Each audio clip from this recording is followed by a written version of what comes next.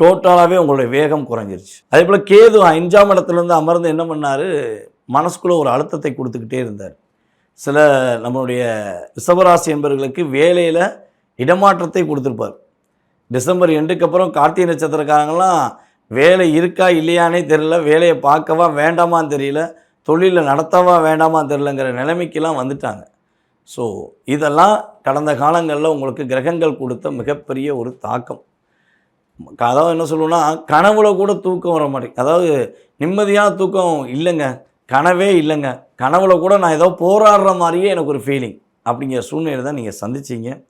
So அந்த நிலையை மாற்றி அமைக்க கிரகங்கள் உங்களை ஒரு வலிமைப்படுத்தக்கூடிய செயல்பாடாக செயல்படுத்த போகுது. கேது பகவான் ஒரு மிகப்பெரிய அழுத்தத்திலிருந்து உங்களை ரிலீஸ் பண்ணிட்டார். மனசுக்குள்ள இந்த கவலையை நீக்கி விட்டார் அப்படின்னு தான் சொல்ல முடியும். அந்த அளவுக்கு ஒரு கிரக நிலையில் மாற்றங்கள் ஏற்பட்டிருக்கு. இனிமே நடக்க போகிறது என்ன?